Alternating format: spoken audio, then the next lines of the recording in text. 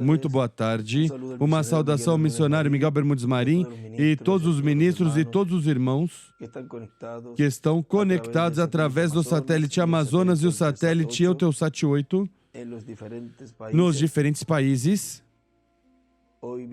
Hoje, sexta-feira, 26 de abril deste ano 2024. Temos como tema a primeira dispensação, a inocência, que foi pregada em 8 de março de 2015, aqui em Caiei, Porto Rico, e ele usou a escritura como base ali, nosso irmão William, de Gênesis, capítulo 1, versículo 26, e passamos ao capítulo 2 de Gênesis, no versículo 7, onde nos diz: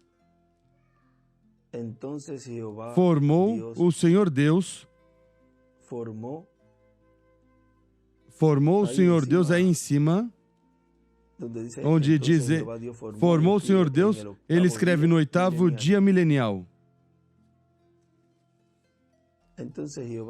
Formou o Senhor Deus o homem. Aí do lado do homem, desenha uma pedra angular e as eras. Formou o homem do pó da terra e soprou-lhe nas narinas o fôlego da vida. E foi ele, e aí do lado direito, escreve o Espírito, a teofania.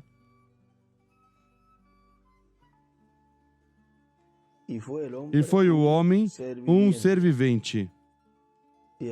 E aí em cima de ser vivente escreve alma. Então o Senhor Deus formou o homem do pó da terra e soprou-lhe nas narinas o fôlego da vida, e o homem tornou-se alma vivente. A primeira dispensação, a inocência. Podem sentar, por favor.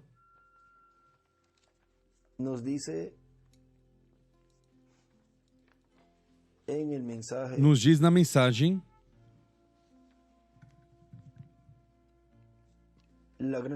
a grande luz do último dia, que foi pregado em 8 de dezembro de 2000, em Bogotá, Colômbia,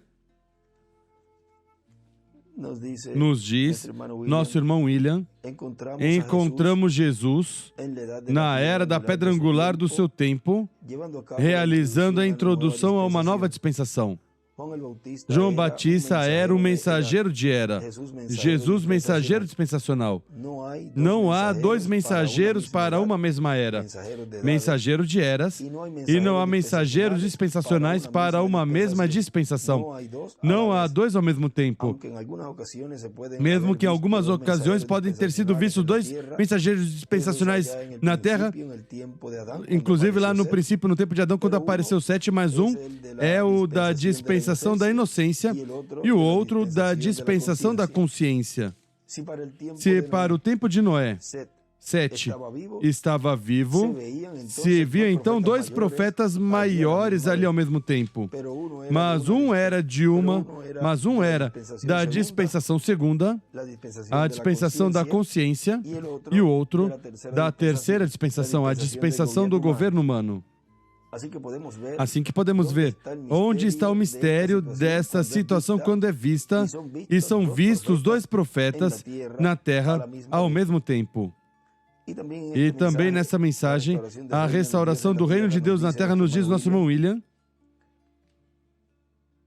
que foi pregado em 8 de agosto de 2008 em Curitiba, Paraná, Brasil, diz: há profetas de eras, mas há profetas dispensacionais. Profetas dispensacionais há poucos. Sabem quantos? Os dedos das mãos sobram para contá-los. Somente 7 profetas dispensacionais.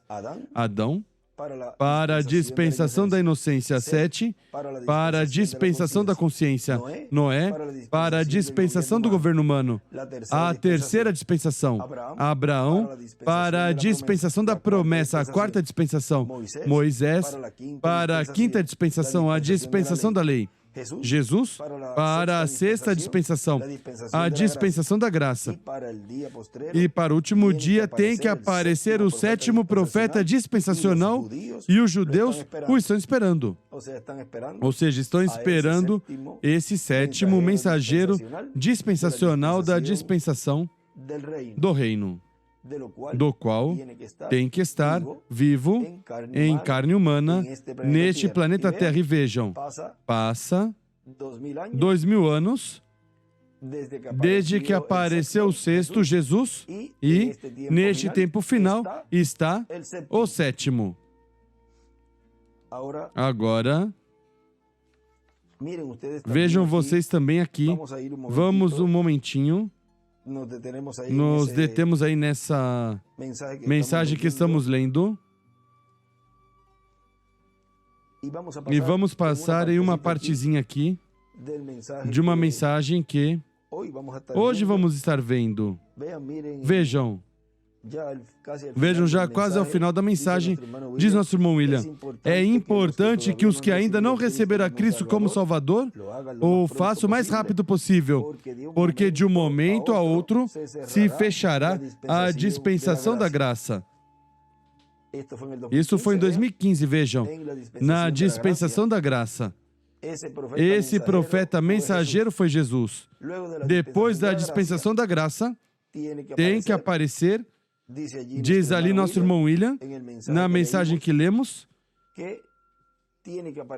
que tem que aparecer esse sétimo mensageiro dispensacional, que é o mensageiro da dispensação do reino.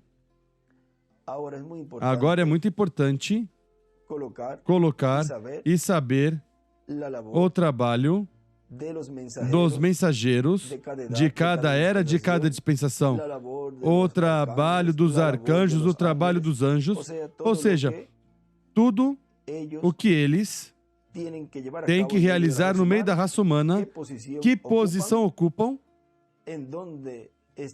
onde estão posicionados no programa e plano divino para assim não tropeçar e poder ver neste tempo final esse grande mistério do sétimo selo.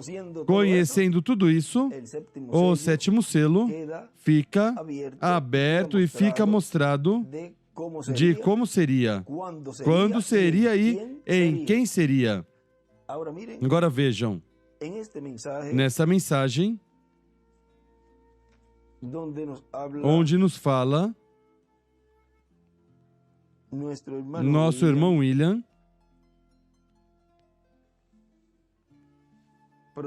protegidos contra a astúcia da serpente, nos diz que foi pregado em 27 de junho de 1998 em Cartagena, Colômbia.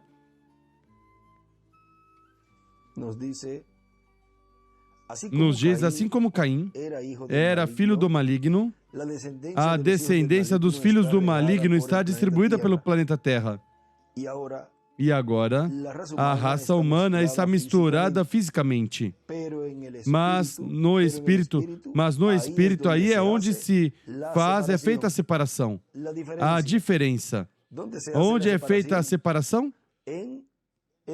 No espírito, vejam, e vejam essa mensagem, divórcio e casamento, nos diz nosso irmão Branham.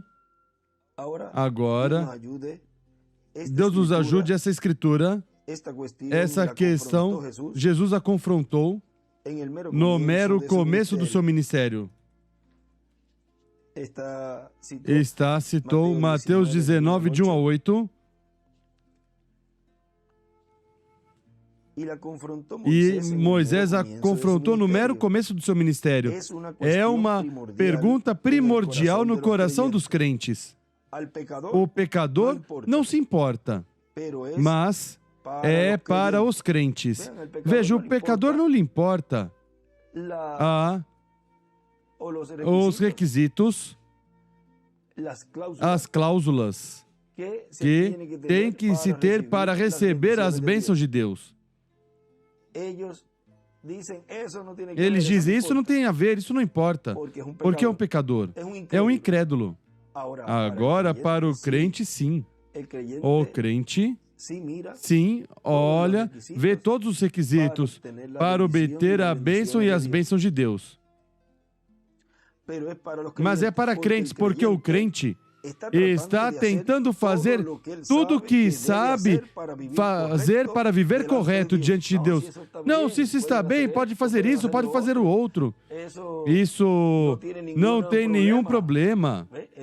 Vem, esse é o diabo falando, como foi ali a Eva. Isso não tem nenhum problema, falando no Espírito também. Agora vejam que assim foi no jardim do Éden. Eva não esperou a que Adão obtivesse a revelação. Vejam a palavra, a árvore da vida se fizesse carne nele e obtivesse a revelação de quem era a árvore da vida e quem era a árvore do conhecimento do bem e do mal. Eva, se chega a conhecer quem era essa árvore, não comia dele. Porque quem vai comer de uma árvore? Uma árvore que dê fruto, que dê um fruto para a morte, que comendo dessa árvore vai morrer? Se dizem isso a você? E vejam vocês que essa revelação, quando é dada, porque vejam, vamos ir um pouquinho mais para trás. Ele disse, não comam da árvore do conhecimento do bem e do mal, porque no dia que comerem, nesse dia morrerão. Agora, a pessoa diz, mas se disse, mas não estava revelado através de carne humana, ou seja, de Adão. Isso, eles não esperaram a que essa árvore da vida se fizesse carne. Em Adão, Adão fosse adotado e obtivesse assim Eva a revelação completa do que era, do que eram essas duas árvores. Agora, quando obtiverem comer desse fruto, aí perceberam que estavam nus. Mas antes, com o que Deus lhes disse, que nesse dia que comessem da árvore do conhecimento do bem e do mal, morreriam, eles com essa palavra não tinham a revelação de que estavam nus. Uma vez que comeram dessa palavra, aí perceberam que estavam nus. Agora, como é que, quando se espera que a palavra se faça carne e se coma dessa árvore, é que se obtém a revelação? Agora, continua dizendo aqui o nosso irmão Branham,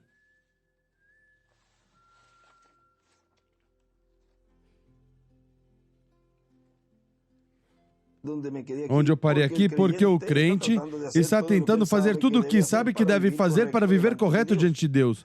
Portanto, se qualquer pergunta surge sobre religião, então o caso de casamento e divórcio surge. Por quê? Porque é a causa do pecado original. Foi aí onde o pecado começou.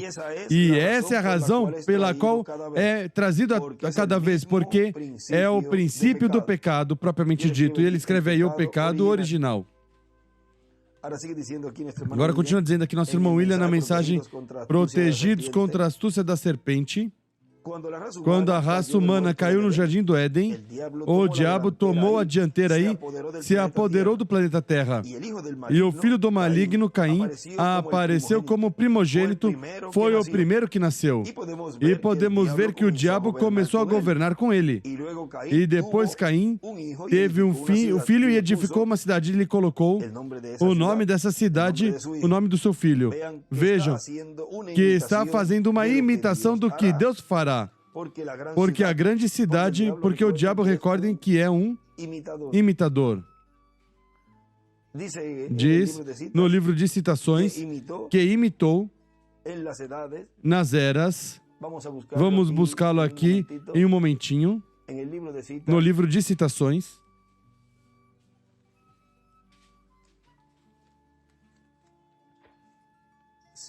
Citações. Página 98, vamos ver por aí.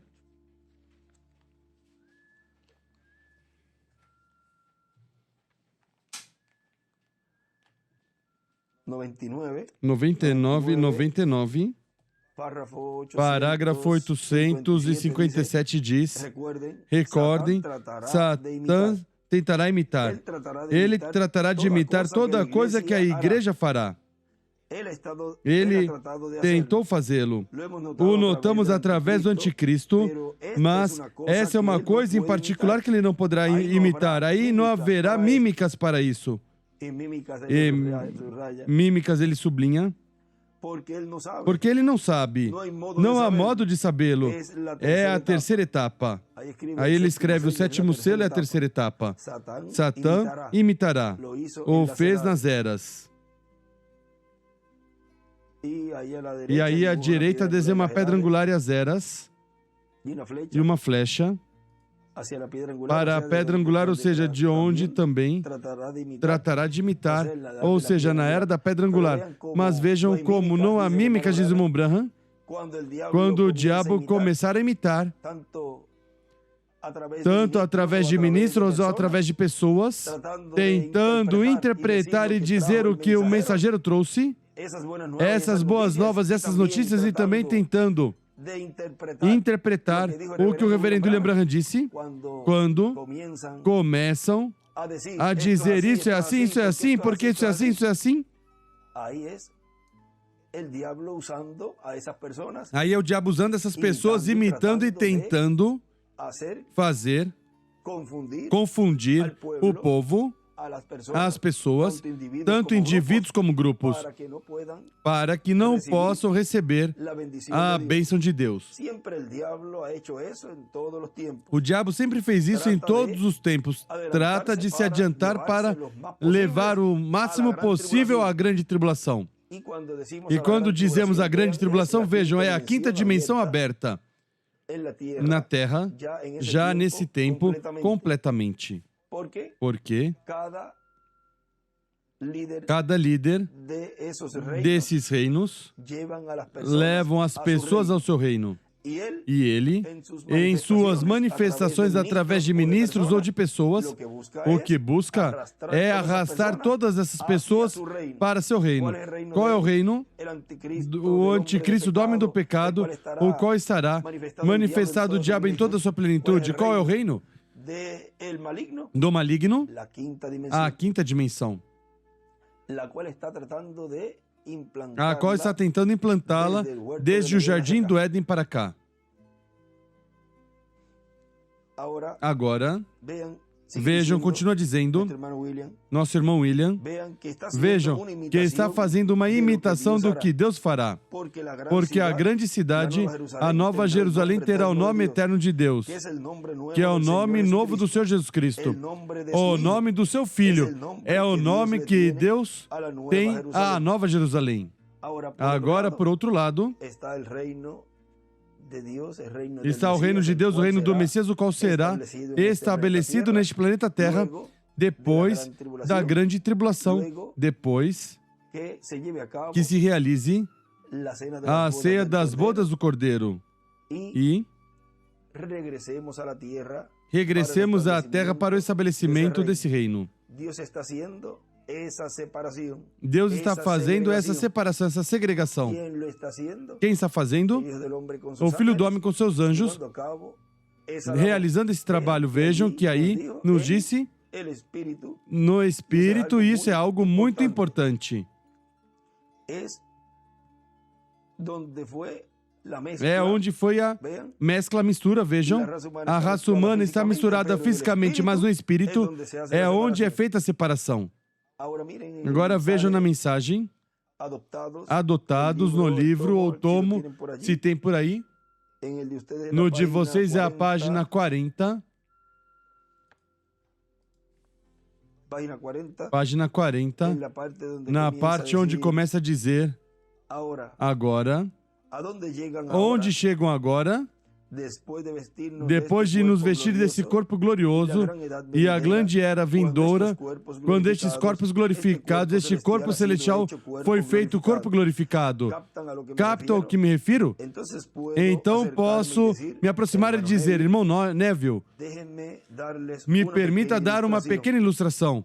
Eu digo, irmão Humes, vamos acima onde está o papai nessa manhã. Ele é Deus. Agora o conhecemos. Ele é um Salvador. Ele é um curador. Nunca houve tal coisa como criação do pecado. Isso não aceitar o bem, não é assim? O pecado não é uma criação. Não, Senhor. O pecado é uma perversão. Somente há um Criador. Esse é Deus. O pecado é a justiça pervertida.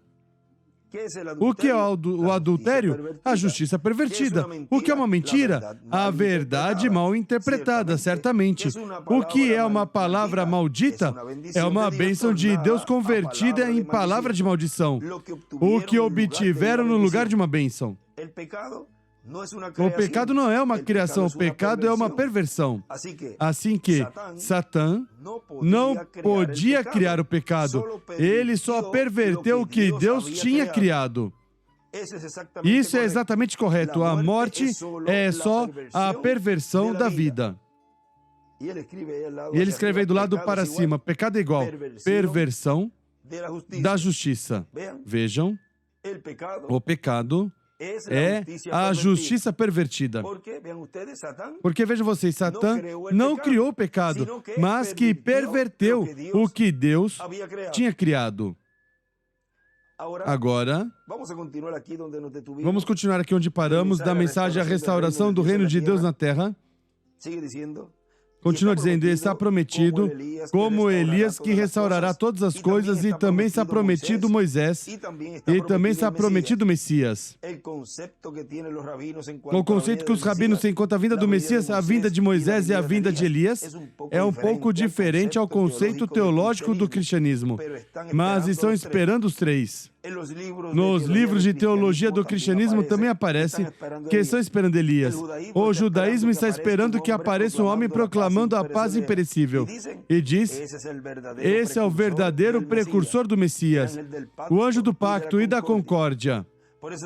Por isso é bom ler os livros do judaísmo para saber qual é o conceito da profecia da vinda de Elias, de Moisés e do Messias. Vamos ler essa partezinha do livro do judaísmo que tem aqui nosso irmão William.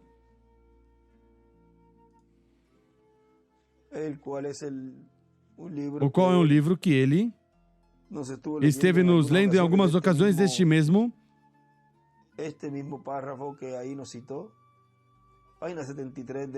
desse mesmo parágrafo que ele nos citou, página 73 da religião de Israel. Quando chega o tempo do reino da fé israelita, Deus enviará o seu profeta Elias, que unirá o coração dos pais ao dos seus filhos e o coração dos filhos ao dos pais, e proclamará assim a paz universal e imperecível. Ele escreve paz. Esse é o verdadeiro precursor do Messias judeu, o anjo da união e da concórdia no mundo. E aí à esquerda ele escreve Apocalipse 11, de 1 ao 14, 7, do 1 ao 17.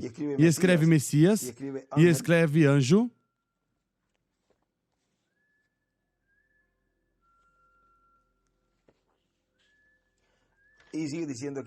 E continua dizendo aqui nosso irmão William, por isso, é bom ler os livros do judaísmo para saber qual é o conceito da profecia da vinda de Elias, de Moisés e do Messias. Porque, e do Messias, profeta como Moisés vos levantará Deus do meio do povo, portanto estará ligado ao povo hebreu. Mas virá de onde? Do judaísmo ou do cristianismo? Disso falaremos em outra ocasião. Já Elias o vimos em sua quarta manifestação no meio do cristianismo. A quinta manifestação é muito importante porque tem a ver com o cristianismo e com o judaísmo. E esse será o único que poderá tratar o que o Espírito de Deus poderá tratar com o cristianismo e com o judaísmo. Deus lhe dará o conhecimento para tratar com ambos os povos. E haverá uma aproximação entre o judaísmo e o cristianismo. E somente essa ponte, o Espírito de Deus pode fazer operando o ministério de Elias pela quinta ocasião. Ele não estará criticando nem o cristianismo, nem o judaísmo, nem nenhum outro grupo. Ele estará unindo o povo e o vão reconhecer.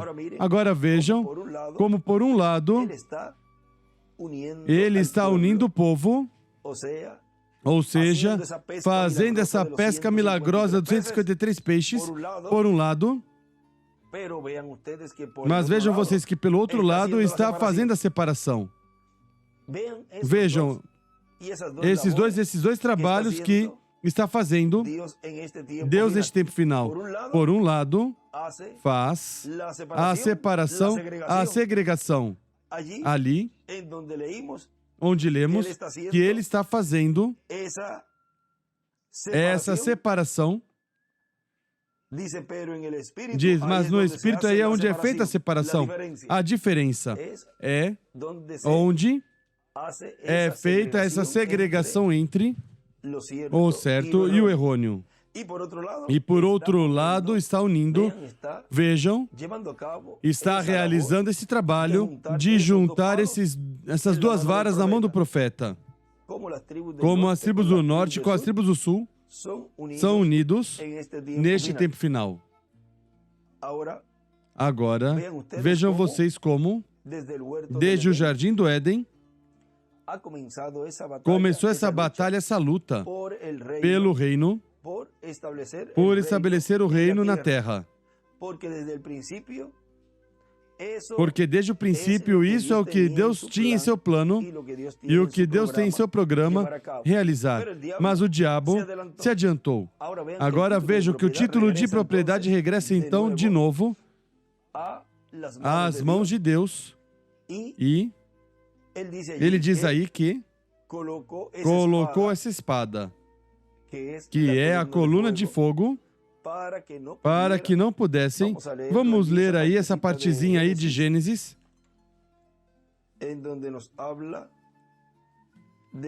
onde nos fala dessa espada que foi colocada ali para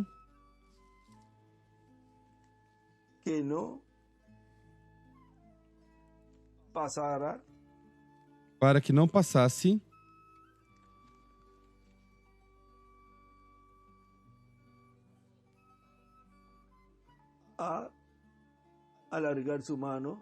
a estender sua mão.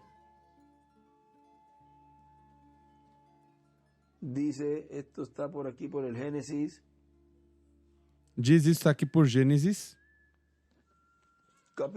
capítulo 3. Diz, e os tirou, do versículo 22 diz, então disse o Senhor Deus, o homem agora se tornou como um de nós, conhecendo bem o mal. Assim, para que não estenda a mão e tome também da árvore da vida, e coma e viva eternamente. Escreve árvore da vida. E o Senhor Deus, pois, o lançou fora do jardim do Éden para lavrar a terra de que fora tomado.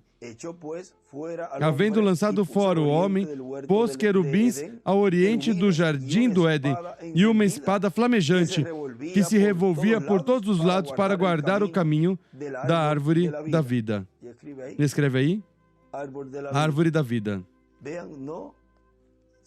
Vejam, não se fez carne essa árvore da vida em Adão.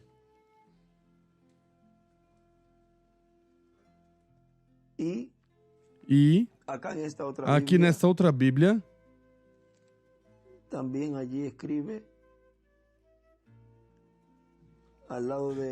ali escreve, ao lado de querubim, escreve ali árvore. Agora vejam tudo o que ocorreu, assim, por cima o que lemos aqui, lá no Jardim do Éden, no começo dessa primeira dispensação, a inocência. do qual, no livro de citações,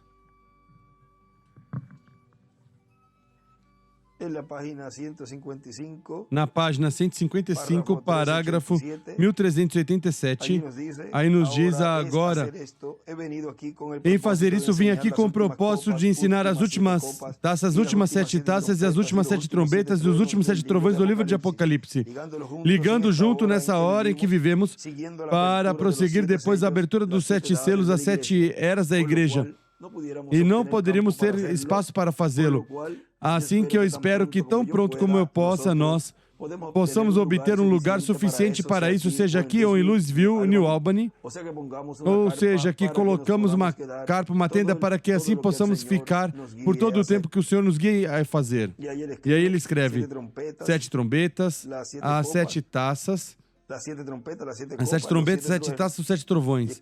E escreve o ensinamento na carpa. É igual os trovões. E todos os escritos aí que você já tem aí. Agora vejam vocês como o ensinamento de todas essas coisas que Deus está realizando e que é o que dá a fé para serem transformados e raptados aos escolhidos de Deus, sob o ensinamento, sob carpa, do qual foi profetizado, foi falado, de que numa grande carpa catedral ele estaria realizando essa obra. E todos que estiveram braço a braço todo esse tempo, para que seja possível o cumprimento dessa visão, tem uma grande bênção diante de Deus. A carpa já está em função, o ensinamento já está sendo dado. O que restam ainda alguns detalhezinhos nos arredores que estão se realizando, pelo qual também agradecemos todos os que estão orando e estão aportando para manter também o lugar, com todos os compromissos que temos de manutenção e todas essas coisas, luz, água e todas as coisas correspondentes aos gastos que há de um terreno assim, e também tudo o que está sendo feito em todas as arrumações e também toda a infraestrutura que ainda falta por se construir. Assim que agradecemos a todos os que de uma forma ou outra estão realizando esse trabalho de orar, aportar para esse propósito. Mas vejam como tudo isso já está se entrelaçando, já terminando todas essas coisas, e também Deus dando o ensinamento nessa obra rápida. Essa obra e essa mensagem rápida que rodeará a terra, diz o irmão Branham, uma mensagem curta que rodeará a terra, o mundo, e estremecerá as nações. Este é o tempo para o cumprimento da promessa, da ressurreição e da transformação. Portanto, estamos nos preparando, porque isto é para os crentes.